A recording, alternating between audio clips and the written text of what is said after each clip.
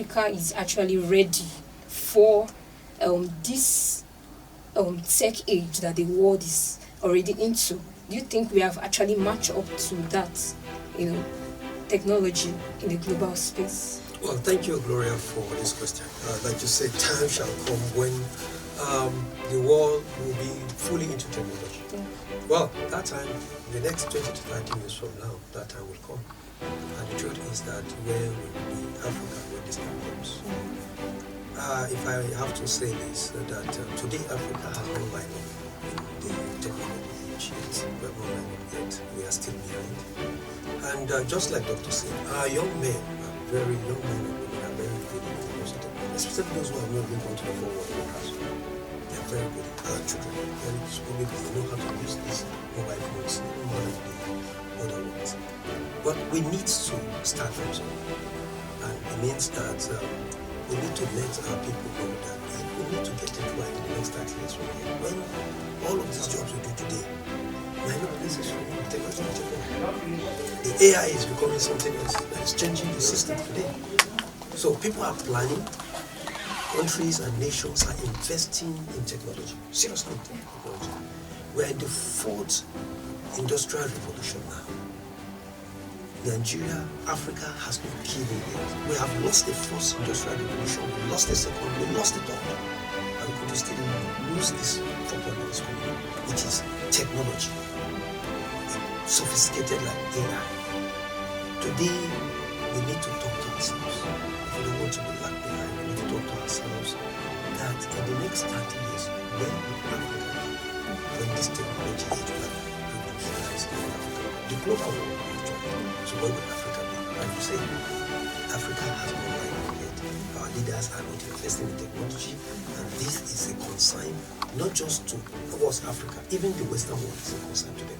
So for us, we're inviting our leaders and our youth. I'll come to that. We're going to hear from Ambassador Ifeoma Ejiogu, who is actually the visionary of Tech the Pay, a program that is created to line up Africa. Just like we said, Africa has started, like Doctor said, we have actually begun the journey, but we need to, there's an extent, there's a stage we need to line up to. So now she's going to talk about Tech the Pay, this program, this initiative, which has come to help Africa line up to the global landscape. So let's hear about Tech the Pay, Technology Development Program for African Youth.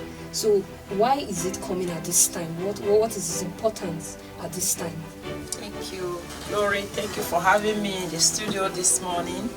And I'd like to start with introducing myself properly. I am a former Ejiogu representing the United States Latino America Chamber of Commerce, and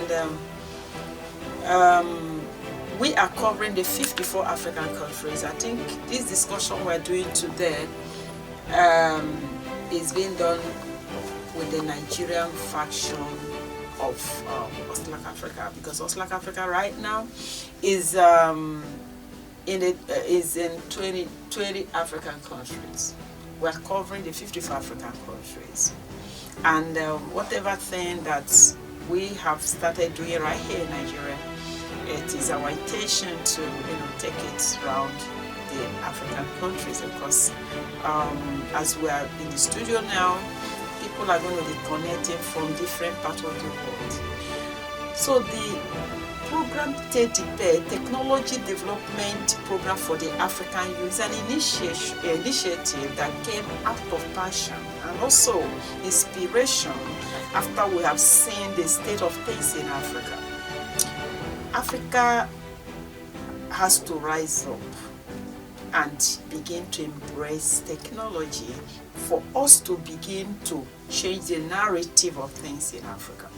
So TTP is the only option we know today that can bring the youth to the platform of changing their mindset, building knowledge, building capacity to now help help push technology in Africa. So now, what is the role of the youth first? How should the youth prepare themselves? So I'm going to throw this question to Doctor. So what role should the youth play in developing Africa through technology? So also, I find it funny to answer these questions a number of times because, you know, if there's anything that you see young people, young Nigerians doing, it's technology. You know, so because I try to communicate the responsibility of any nation to guide and build its asset, and in this case Nigeria, and we are already at the forefront of it. If you pick a handful of young, as I sit here, I have about 3 ideas that are technology based. I'm working on a project that's supposed to provide clean energy because of, you know, of the lack of energy that we have in Nigeria. One of the challenges that I have is the skill set of what I'm even looking for, the resources to build the idea that I have, and that is something that is not really available in the ecosystem. If I'm going to get into that business, the technical know-how, because the skills are limited in Nigeria, you understand, the opportunity to set up a company or whatever, do you understand, the technological device or machinery that you need to set up such, you know, grand ideas as well. So I think that to speak in both ways, for young people generally, what should young people be doing, of course, is what we know, you know, to keep yourself up to date about skills that are necessary, you know, in terms of enlightenment, in terms of what is available in the new age as well. I think before the chairman spoke to us about, you know, artificial intelligence, upgrading your skill. As a young person, you say, well, I don't know how to use Microsoft Word, I don't know how to use LinkedIn, I don't know how to use Avail, you don't know how to use Canvas, you don't know how to make a PowerPoint presentation. These are the basic knowledge in technology as well. So for young people, I think one of the things that is important is that at every corner, you understand what I'm trying to say, you seek for those necessary skills that you need to be a value-added member of your community, or upskill your knowledge and your skills so that you can, you know, be marketable, or you can be available for the new jobs that are, you know, coming up as well. And you know, she mentioned some challenges that, you know, young persons are actually facing in the regards of developing both themselves and even Africa through technology. And then that's actually where TechDP has come to solve some of these challenges. You know, when she mentioned about the resource is not being available for this to be done, and you know, TechDP has come to solve this because, for instance, the program that's coming up, the program of taking the youth for the trainings in advanced countries, it's not by their sponsorship. So can you talk more about that, Ambassador Fuma? Yeah.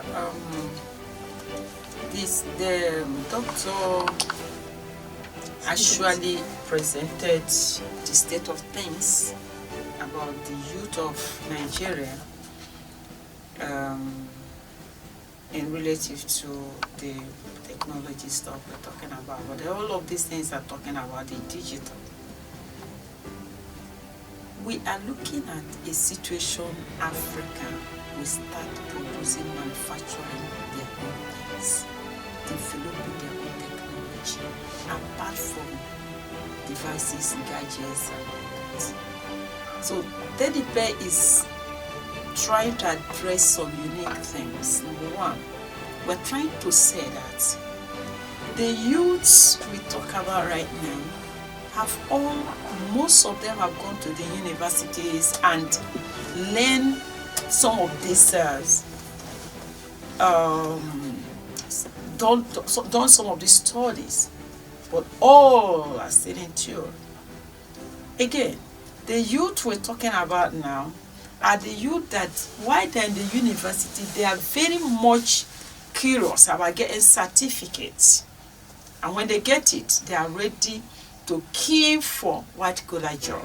And if it didn't come, there is no employment in Nigeria, in Africa, everywhere. And things will continue to be spoiling. The youths we're talking about are youth that, if you look at the kind of certificate they have, of course you will be expecting that by now we start producing handset. By now we start producing, even if it is battery, by now we start producing toothpick. Very, very interesting to hear that a former president of Nigeria cried out that as it is right now, Nigeria cannot even produce toothpick. He is as bad as that. Now, what the debate is talking about is this: Africa, come on. That's why the theme of what we are driving says, African youth, arise and fix Africa. If you expect the Western world, the advanced countries, to come down to Africa to teach or transfer technology. When we talk about technology here, we are talking about mechanical technology that will begin to solve immediate problems of Africa. Go to agriculture right now. We export everything we produce raw. Why? No industry. There's no facility to process and have added value, and then sell to the Western world and have a good monetary exchange. We don't have it. So there's something unique USLACC Africa is pushing, something very unique, and that is why we are making all efforts now to connect and negotiate and agree with countries in the advanced world that produce all of these things that we are importing, that we use on daily basis. We now want to, meet with them, agree with them, sign up agreement with them, and say, look, we're bringing our youths, this company that produce television, I want to bring our youth to have 6 months internship with you. The essence of this is what? So that our youth will change their mentality and begin to think about manufacturing their own. Let's have made in Africa. Let's have cars made in Africa, made in Nigeria. So when we emphasize tech sometimes, because of it as well. So I think for young people, I think that we know what the challenge is, and we know that we are placed with the burden. You understand what I'm going to extract to move Nigeria forward as well. So as every young people out there, I would always, encourage you to look for those skills, no matter where they are, whether they are up in the sky or down in the ocean, to equip yourself with those skills that are out there. Ask those questions, use the resources available to you, and keep the hope alive. And so for government as well, I think for government leaders, African leaders generally, sincerity of purpose is very, very important, and we need to reevaluate how we see ourselves, in the mirror ourselves, and what we see ourselves achieving. I hear words like, oh, it can only be achieved in those countries. It's only for those people. It's not for us. I think that we could do more than that. And so one thing I say for leaders, African leaders, is to say the truth to themselves and to have sincerity of purpose. If we choose to achieve this for ourselves, we have the African Charter demand, we have the African Free Trade that is there, that we are yet to activate, to implement in some African countries. They're supposed to support our own development. We have a lot of agreements as well in Nigeria. You understand what they're supposed to bring development. How often are we committed to see that those agreements, those engagements achieve what? African youths, don't lose hope. Don't lose hope. Tech the Pay is coming to solve these issues, and we are working, we are partnering with the government, we are partnering with even our diasporas, and we know that at the end, Tech the Pay is going to be a solution that would solve some of these issues and ensure that you don't only hear about the technology happening in the world, but you are actively involved, using it for your development and the development of Africa in general.